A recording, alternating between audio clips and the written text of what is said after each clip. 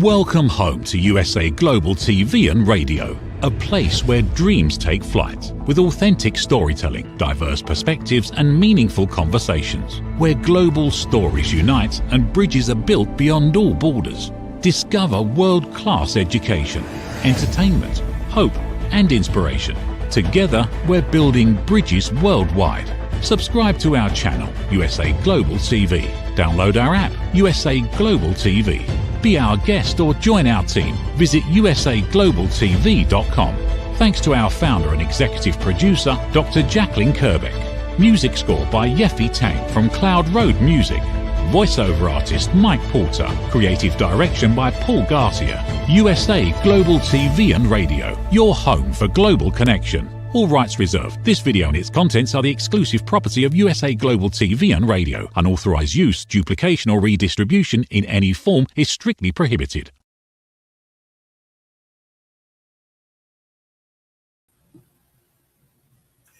Howdy y'all, Red O'Loughlin here. We're on Talking Heads on the USA Global TV and Radio Network. And today I'm going to be talking about exercise, health, and aging. I have a book coming out this summer called Aging Sucks, and exercise is one part of the equation that's going to solve both the aging part, the health part, and even the disease prevention part. So let me go ahead and get the slides loaded up here and we'll get ourselves started. Okay, there's the first one. I didn't change that. That's stress. That's the wrong slideshow. Hang on. What did I do wrong? Okay, well, let's go ahead and figure that out here. And that's the wrong one. Okay. These things happen. Not a big deal. We'll figure it out here. It says exercise. Did I mislabel it? Maybe I did. Maybe I didn't. I don't know. I think what I'm going to do is go back in here and make sure I got the right one. So been with me for a minute, and while I pull this thing up, I thought I was way ahead of schedule today. And not everything works the way it is. Okay, there's exercise. Okay, let me redo this thing. Just take a moment and put that there. Is it true? Is it kind? Is it necessary? In a world quick to judge, one book dares to reveal the hidden cost of silence. Discover holy but harmful, the silent sin of judgment, how hidden judgments destroy relationships and damage lives, by Dr. Jacalyn Kerbeck. The Amazon #1 bestseller that's transforming the way we understand ourselves and the way we see others. Pick up the companion workbook to uncover your own hidden judgments and learn how to break free from them. Available now on Amazon and at fine bookstores worldwide. Every woman carries a story of strength, of purpose, of light. Through her courage, the world is transformed. Through her grace, generations are inspired. This is Iconic Women. Within every woman lives a goddess, a celebration of brilliance, beauty, and empowerment. Join us every Wednesday at 11 a.m. New York, 4 p.m. London time. Only here on USA, Global TVR, and Radio. Featuring the iconic Dr. Jacalyn Kerbeck, honoring voices that shine across the world. Subscribe to our YouTube channels, USA Global TV and Dr. Jacalyn Kerbeck, to watch and engage with all our content. World-class education, entertainment, hope, and inspiration. And we're back again, and I think I have the right slideshow lineup this time. Exercise, health, and aging, yes. We're live streaming. We're on Amazon Fire, E360 TV, YouTube, many channels on YouTube, Android TV, social media, and many more. And all of my presentations, all of them, are for awareness and education. I can be found at redolaughlin.com. That's red like the color, R-E-D. O'Loughlin, O-L-A-U-G-H-L-I-N, redolaughlin.com. My contact information, social media, my books, everything is found there. From a exercise perspective, from a presentation perspective, everything can be found on YouTube at USA Global TV. Everything is live and archived. So if you want to see a show we did, 2 months ago, 2 years ago, go there. You'll be able to find it. I specialize in root cause analysis. I've been doing this for many years, probably almost 30 now, it seems like. But I took what I learned in the oil industry as to why things failed and applied that to the human body. So I'm now looking at the body, human body, cellular level, with regard to biological and chemical reactions that are going on. And I try to translate my findings so that people can make decisions. If you don't know what's going on, well, maybe have somebody explain it to you. That's what my purpose is. And then you can take that, okay, let's go to your doc or your pharmacist and say, what do you think about this? And get a professional to help you. I try to focus on what helps, but I also want to make you aware of what can make things worse. And that's what we're going to focus a lot on today, both exercise and inactivity. I consider myself an author of decision support manuals. In other words, I have something there that you can, okay, fine, let me make a decision. But I also consider myself a translator of complexity, especially in the human body. Okay. I'm a researcher, never been in the medical or pharmaceutical fields. My first degree is in chemistry. I have 5 academic degrees and 7 professional certifications, primarily in the areas of quality assurance, reliability engineering, logistics engineering. Retired in 1999 as a Navy captain, 31 years, was a naval aviator, naval flight officer. I've been to now 64 countries. I haven't updated that. I did get an invitation to Vietnam and Bosnia. Cause and effect relationships. If you treat a cause, you can probably fix it. If you're treating symptoms, you'll never fix the cause. But the problem is the cause could get worse and you never know it. Here in just a few months, we'll be married 58 years. We have 2 kids, 3 grandkids, 1 great grandson just turned 2. I'm a best-selling author of 7 books, 8 books actually. Independent publisher, over 50 books I've published for people. I'm a distinguished Toastmaster. I've written over 1,000 articles on LinkedIn. International TV host. Probably my number one pride and joy is being most valued team player on the USA Global TV and Radio Network last year in 2025. I was also the number 3 host. Okay, Aging Sucks is my latest book. It's coming out this summer. Exercise is one part of that book. We'll be looking at lifestyle choices. But today we're talking about exercise, health, and aging. Information I'm talking about today is for educational purposes only. Okay, disclaimer. Everything that I'm talking about, everything, again, is education information. Does not constitute medical advice, diagnosis, or treatment. Anything I reference with regard to a compound is strictly in a research context. Please, please, please consult a qualified medical or professional nutritionist, pharmacist about your health if you have a question on something. My next book, I already mentioned, Aging Sucks, will be out this summer. I also have a webinar series that will be able to take the aspects of the book down to ground zero, where you actually have some cold, hard facts that you can use to work with on a daily basis. Aging doesn't have to suck. Most of us believe it does. I mentioned this to several people, and I'm going to say 9 out of 10, 19 out of 20 will say, yeah. And then I get one person every so often, no, it doesn't have to. So aging involves a lot of interactions. Stress is one of them, exercise, diet, sleep. So many different interactions are out there. And that should say exercise affects our biology and increases our molecular damage. Exercise. Some of us, 20% of us in the United States, and the statistics are all over the place.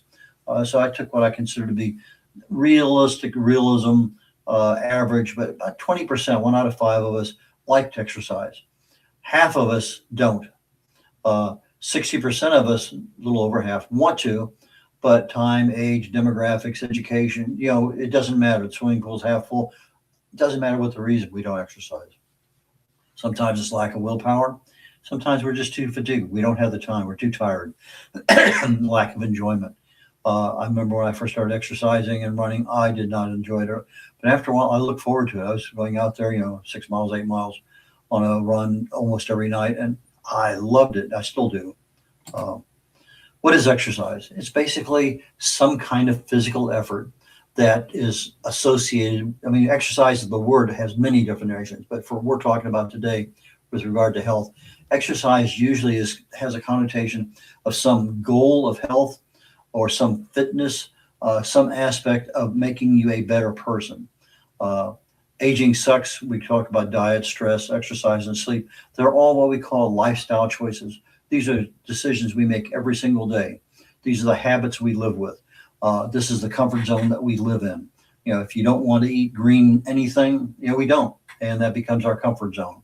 If you don't want to exercise, don't, and that's our comfort zone. It's a habit. So it's those things we make choices on an everyday basis.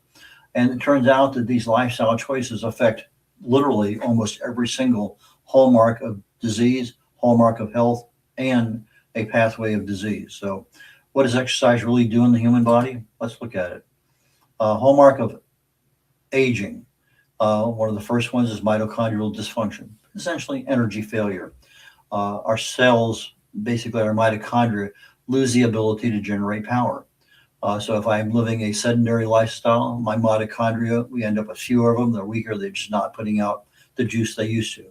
I exercise, all of a sudden, a thing called mitochondrial biogenesis. In other words, our bodies start making more mitochondria. In our cells, we got hundreds of mitochondria.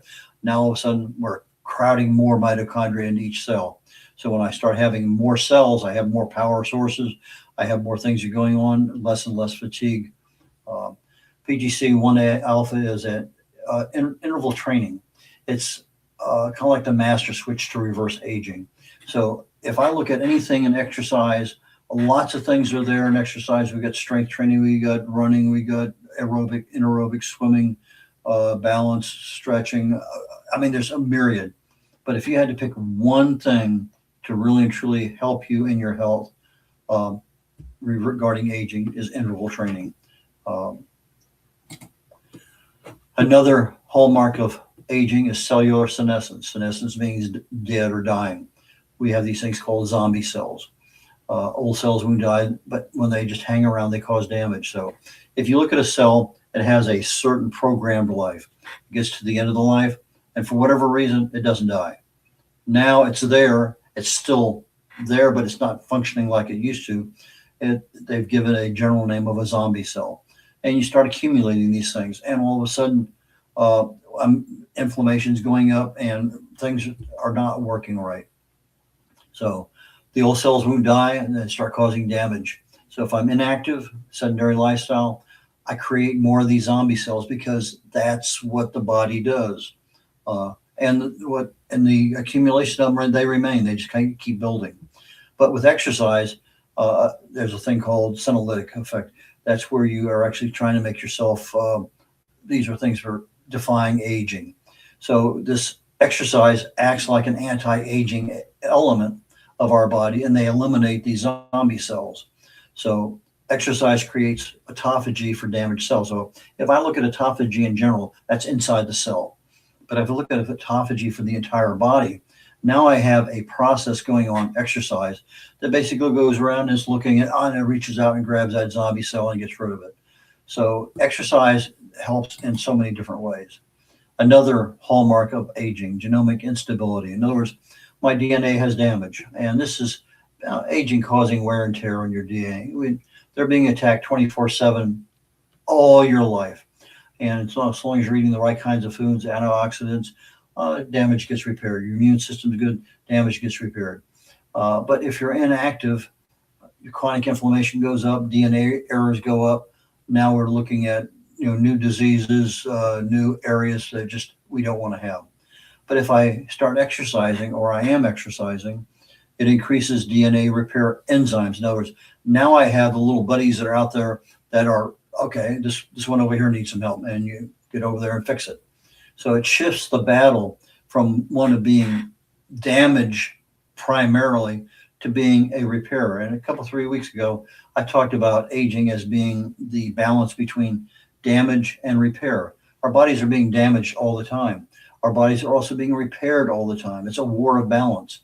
So long as we can keep that repair mechanism equal to or greater than the damage that's being done, we're in pretty good shape. But as soon as that damage starts to overcome our ability to repair ourselves, now we start down that slippery slope of aging that we can't get back. A hallmark of aging, epigenetic alterations. In other words, gene control. In other words, genes are turned off and on, and sometimes they're, if are in a perfect world, the right genes turned on, the wrong genes turned off, and we're happy people. But sometimes they get turned off or on by various things. Most of the time is what we call epigenetics.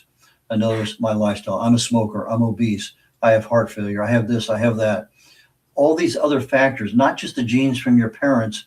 Yeah, we're talking about genes, but we're not talking about the genetic profile. We're talking about genes that are actually in our body that operate on a daily basis. So as we get older, one of the hallmarks is that the epigenetic things don't work like they used to. What used to turn something on doesn't turn it on anymore, or what used to turn something off doesn't. So misinformation. We are now in that twilight zone where things are not working. We're sending the right messages, but they're not being received properly. Sedentary lifestyle, we get more harmful gene expressions programmed because the wrong genes are turned on or the right ones are turned off. Exercise, it improves what's called DNA methylation and histone modifications. These are two areas that improve our ability to turn the right genes on and keep them on, turn the wrong ones off and keep them off. And I equate it to like a software update on your DNA. We have something that goes in there, so, this is wrong, fix this, boom, and it fixes it.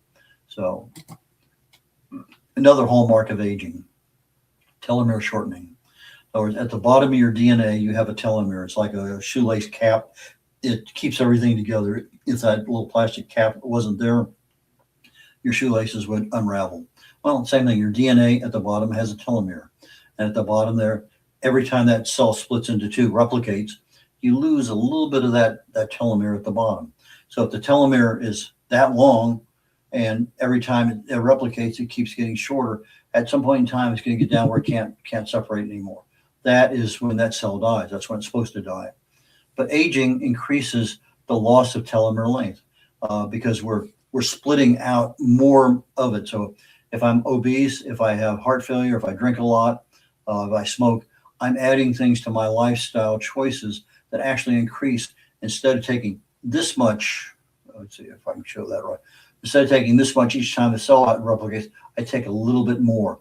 And so I have less replications of that cell over its lifetime. Inactivity, again, this can be, and same thing with smoking, obesity, our lifestyle choice. It increases the loss of telomeres.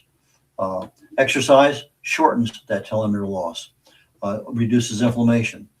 So diet, smoking, obesity, weight management, stress reduction, they're all interweaved. So our lifestyle choices touch literally every aspect of aging and health. Another hallmark of aging is called loss of proteostasis, protein damage. Just in normal, 24/7 in our life, we have proteins that are operational, but sometimes they fold over on themselves. And our immune system will fix them back up. We have a ways of in our bodies of straightening up something that's not right.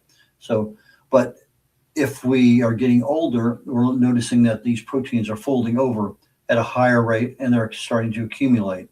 So inactivity, it lowers that balance of protein synthesis to degradation. In other words, I'm not making as many. The ones I have are folding over. They're not doing their job anymore. So I'm actually losing the ability of some of the proteins I have to do the job they have. So if I exercise, it activates autophagy, it returns homeostasis. In other words, I get back to a state of being normal again. It activates protein turnover, repair, reverses muscle atrophy. So the exercise in this area here where I'm damaging proteins, it turns everything around and repairs and makes things right again. Another hallmark of aging, dysregulated nutrient sensing. In other words, everything in your body metabolically is chaos. Our bodies can't process the food, the energy efficiently. So I have, let's say I'm eating the right greens, I'm getting my right proteins, I'm getting the healthy fats. They're all coming in, they're in my body, they're getting into the bloodstream, but they're not being used because for whatever reason, the right molecule shows up, but our bodies with age don't recognize it. So as I'm looking at a sedentary lifestyle, my insulin resistance goes up, my cellular aging goes up, my accumulation of fat goes up. A lot of things I don't want to have happen because a lot of this is because I'm not processing my food correctly. I'm not producing the energy efficiently. If I exercise, my insulin resistance goes down, my metabolic decline goes down. mTOR is it's the opposite of autophagy. Autophagy cleans out your cells and recycles things. mTOR is the other end. When I'm not fasting, mTOR is the predominant process in the body. That's mammalian target of rapamycin. And so it basically, this is how we grow. So it's a growth factor. So if I'm, neither one we want to be in for a long period of time. I don't want to be in autophagy forever. I don't want to be in mTOR forever. But we sort of, by default, by not fasting and not doing some other things, we kind of live more in the mTOR world. So if I'm overactive in mTOR, I'm not getting the AMPK. That's a pathway for anti-aging. It just kind of slows things down and increases my risk of age-related diseases. So we want the right nutrients, but sometimes our bodies are just not absorbing them properly. Another hallmark of aging is stem cell exhaustion. We have these cells that are just kind of sitting, floating around in our bodies. And when something breaks, let's say I have a cell in my kidney that is dead, died, it's no longer there. Okay, stem cell goes there, body knows what to do. That's part of that communication that goes on, via the vagus nerve. It's constantly monitoring. Okay, you need a cell there, send a stem cell down, boom, it becomes a kidney cell. Or it goes to our brain, becomes a brain cell, or a lung cell, or a liver cell. So we have these stem cells that can be anything they want to be, but they are generally in a repair mode. They replace something that's already there. But as I get older, my body starts to lose its ability to repair myself. My aging increases, as we talked about earlier, damage and repair. If I can't repair something, my aging is definitely going to increase. So if I'm inactive, my stem cells are going to be less. The quality of my life is definitely going to change, go downward. With exercise, I actually increase more stem cells from my bone marrow.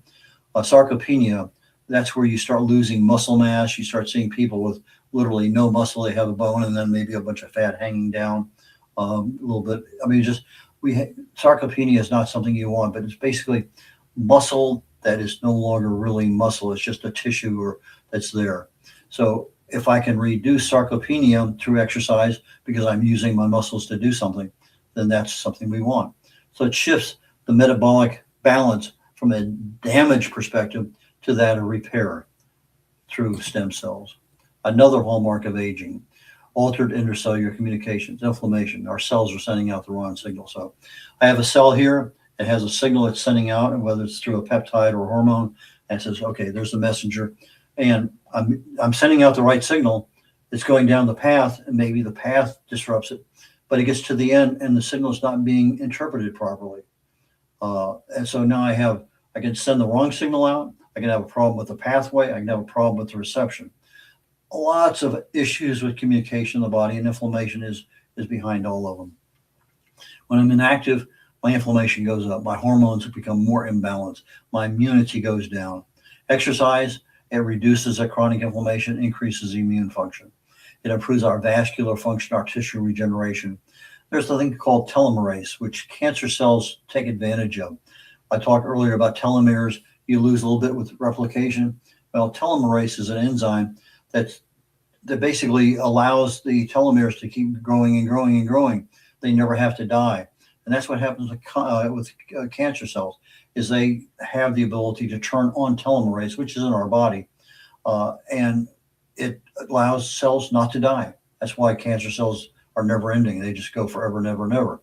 So this telomerase is something that allows we're back in touch with that, not necessarily for every cell in our body, but it's an enzyme that we can use. Hallmark of health.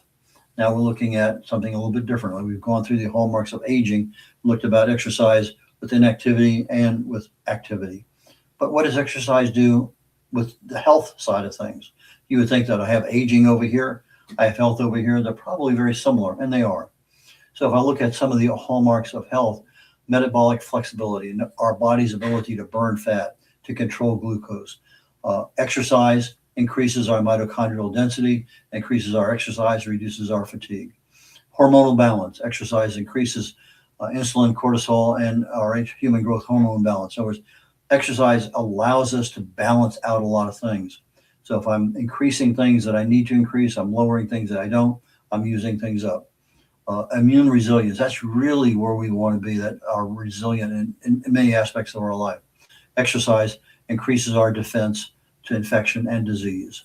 So I take a look at these things and it's just, wow, isn't that interesting? And I didn't know that. Okay, fine. Let me share it with someone else. Neuroplasticity, our brains, our neurons, our ability to adapt. So with exercise, I create new brain connections. And new brain connections, well, that's part of that learning. We just had a show where we talked about neuroplasticity and gratefulness.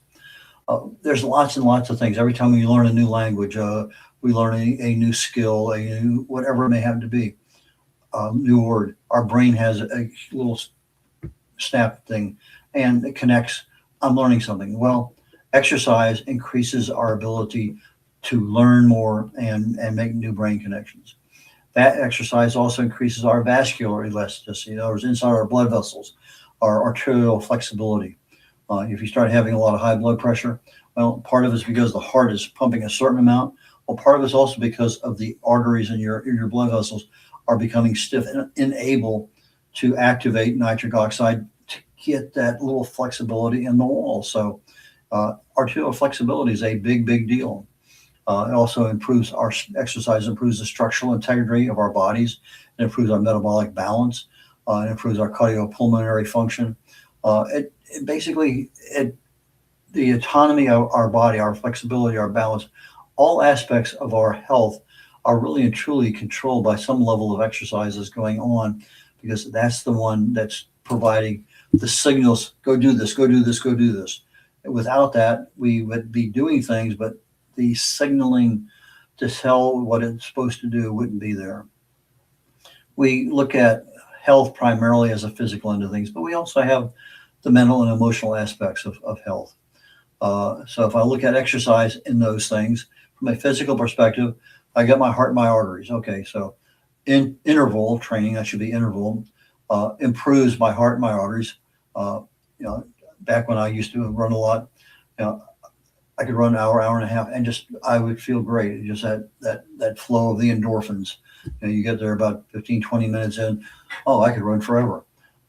And so I get this, the interval training allows me to actually improve a lot. My VO2 max reduces my arterial stiffness. My endothelial function improves. High impact interval training reduces the plaque instability. In other words, let's say I have plaque building in my body. I have oxidized cholesterol. I have calcium. They're building up slowly in my arteries and my blood valves and other things. So if I'm going through my HIIT, I'm reducing my plaque instability. Back when I was a runner, I would run, an hour, hour and a half, whatever, almost every day.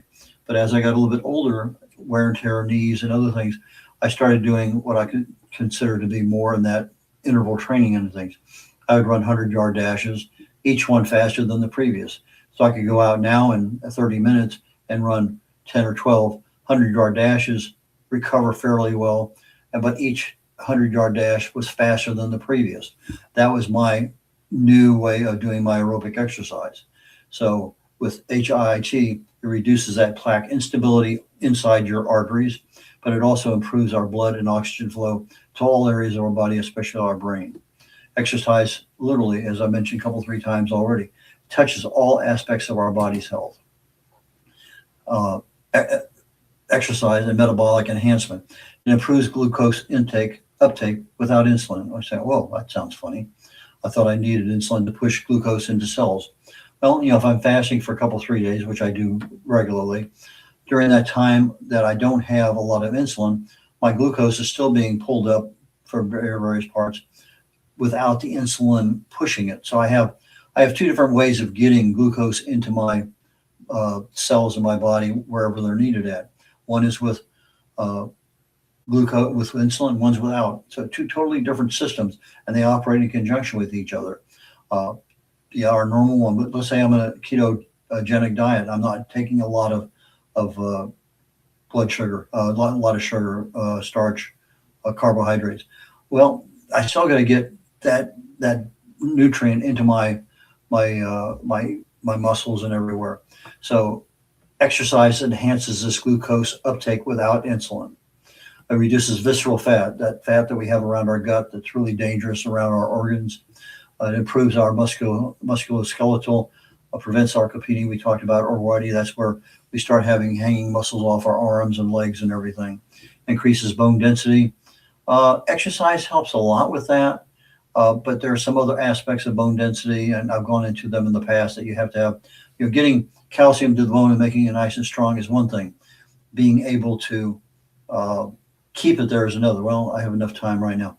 Let's say I take calcium in through the foods I eat, which is better than taking it as a pill. If I don't have enough magnesium to get it into absorption in the stomach, it's going to end up in the toilet. It doesn't do me any good at all. I have to have magnesium in my body to get the calcium into absorption mode. As it passes through the duodenum, if I have enough vitamin D3, it's going to pull it into the bloodstream. Otherwise, it ends up in the toilet. So now I have it in the bloodstream. It's going to go to one of two places. It's going to go to my bones, or it's going to go to my heart valves and arteries. So I don't want my calcium in my heart valves and arteries.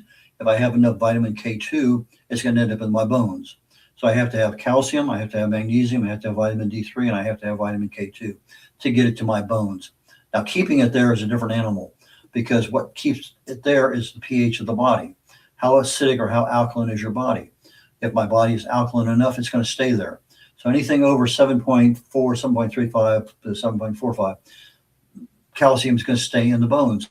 If it's below 7.35, it's going to be leaching calcium out of the bones to maintain a proper pH for my blood. And if that blood gets out of pH factor, you're in a world of hurt. So it takes something to get it into the bones. It takes something else to keep it there. And that's kind of the 1 minute dissertation on that one. But exercise improves my mental capability and my brain health, primarily through increasing what they call brain-derived neurotrophic factor, basically brain fertilizer. It reduces the risk of cognitive decline, improves our cognitive protection, which is also super critical. Emotional stress and mood. Exercise is a great stress management tool, probably one of the best ones you get out there. It's rare when you come out of an exercise session where your mood's not improved. And yeah, you may not have done as well as you wanted to. But that's on slight aspect of, okay, I can do better. But from an overall body perspective, the stress is released, mood levels increase. Great stress relaxer. It decreases our chronic cortisol levels. Again, that's our stress hormones that love to store fat, particularly around our gut. Our gut has 4 times more fat storage locations than any other part of our body. Autonomic balance is enhanced. We have 2 different systems, a sympathetic system and a parasympathetic system. The sympathetic one is that fight or flight, mechanism is built into us, being a human being.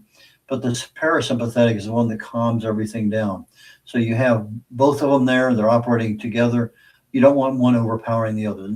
I may need the sympathetic to get away from a situation or to survive something, but I don't want to live there. That just completely overwhelms my body with cortisol and other hormones that I don't want to have. My mood, exercise releases endorphins. I know definitely that feeling so many times. Increases serotonin, increases dopamine. I feel like a happy camper. So exercise resets our nervous system, especially when we have some stress spikes. So I have a bad day at work. I go stop exercise on the way home. Boom, I come home, I'm a happy camper. Yeah. In theory, it works well until you walk in the house and you find out everything's going on wrong. Danger, Will Robinson. Exercise can backfire. I know I've done it. I know other people who have overtraining. It increases inflammation. It disrupts our hormonal balance. We think, okay, fine, I can do this. Let me add another 10 pounds. Let me do this. Let me do 50 reps instead of 4. Let me run an extra 2 miles. Be smart about what you're doing. Listen to your body. Your body gives you clues all the time. Overtraining can create a lot of problems in the body. So it also suppresses our immune system. So match your body with your level of fitness. Some exercises can actually damage organs and tissue. So make sure you're doing things right. You don't need to have a muscle tear or something else. Aerobic exercise builds mitochondria. We know we get more mitochondria in the cell through exercise, aerobic exercise. It increases our fat metabolism, our ability to burn fat. Resistance training preserves muscle integrity. So if I go in there and I'm doing some, light weight training, I'm improving my muscle integrity. I'm also improving my longevity because that resistance training is one aspect of exercise. There's many of them. HIIT, I've talked about already. Probably one of the most powerful metabolic signals the body can get. Just like interval training, we're doing something. Okay, I'm doing it, and now I'm relaxing. Doing it and relaxing. Doing it and relaxing. So that signals the body, and it activates AMPK, which is a major pathway for anti-aging, PGC1 alpha, GLUT4. There's many things that are activated that help us decelerate our aging processes. So I need these particular enzymes or whatever molecules that are needed. Exercise is one of the ones that hits it. And if I'm looking at what is the most powerful exercise, some kind of really intense interval training. Exercise mimics evolutionary survival. I have something short, I need a burst of power, my sympathetic nervous system is operating, then all of a sudden I can calm down a little bit, and now I allow my body to repair itself. So I go to sleep at night, the body does its repairs, but I have to have the right kind of chemicals in my body. A lot of sulfur is needed for repair. So I exercise, I need some time to repair. I think next week I'll be talking about sleep, exercise, and health. Sleep, health, and aging. I think that's what I'm going to be talking about. Let's talk about a couple of disease pathways here real quickly. If I'm looking at atherosclerosis, in other words, artery disease, exercise improves that endothelial function. Inside my blood vessels, how am I handling the blood flow? If I have the ability to expand and contract as my blood pressure demands are, exercise decreases the level of inflammation. It allows me to really kind of overcome that insulin resistance and risk of diabetes. It increases that glucose uptake that I talked about earlier without having insulin. And cancer pathways, exercise operates a little bit differently. We improve our immune surveillance, our ability of our immune system to actually see things. It improves the immune system too. But cancer needs things like growth signals. And if I can shut down some of these growth signals, IFG1, for instance, and I can increase my tumor suppressing molecules, I have quite a few of them that will actually suppress tumors growing through the immune system. Exercise helps significantly in that regard. Neurodegeneration, in other words, that kind of activity that happens in our brain. Exercise increases oxygen to our brain cells. It reduces the protein aggregation. In other words, one of the signs of dementia is protein aggregation. In other words, I have my, can't think of it right now, for Alzheimer's, talking about mental decline.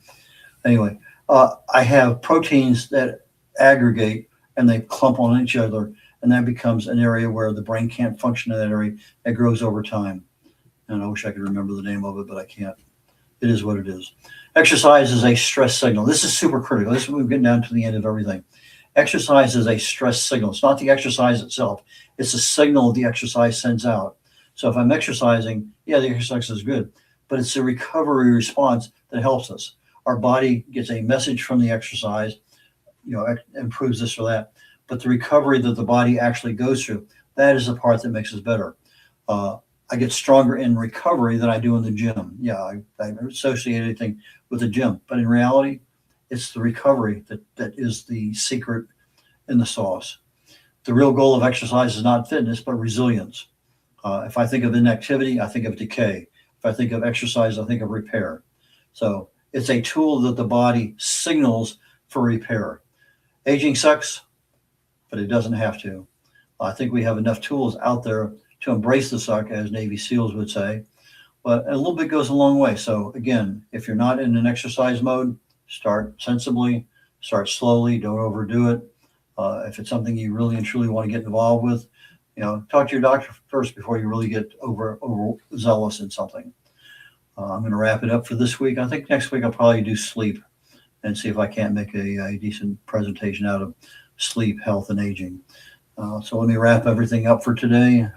Get out of that one. That takes me back to here. So Red O'Loughlin signing off on Talking Heads today. We talked about health, exercise, health, and aging. Next week, I plan on doing sleep, health, and aging. Take care, y'all. Bye now.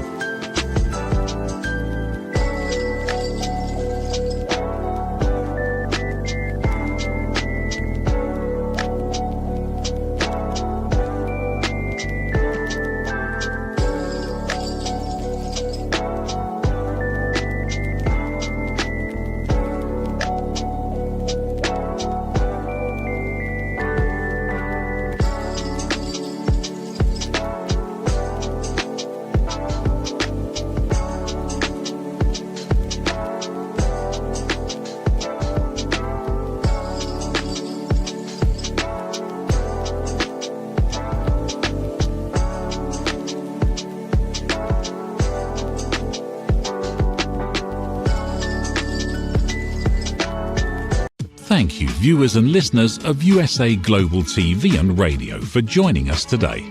We're honoured to have your time and attention as part of our global community. At USA Global TV and Radio, we believe in the power of authentic conversations, meaningful connections, and creating a world of possibilities together. Want to be part of something bigger? Join our team of elevated listeners at usaglobaltv.com, a space where your voice matters and your ability to listen transforms relationships. Stay connected with us across all our platforms for thought-provoking discussions, expert insights, and empowering stories. Subscribe to our channels at youtube.com/c/USA Global TV. Follow us on social media and explore the endless opportunities we're creating for growth, learning, and inspiration. Together, we're not just broadcasting, we're building bridges and changing lives one conversation at a time. For inquiries, contact us at info@usaglobaltv.com. Produced by Executive Producer and Director Dr. Jacalyn Kerbeck. Voiceover by Mike Porter. Creative direction by Paul Garcia. All rights reserved. Visit usaglobaltv.com to view our full terms and conditions.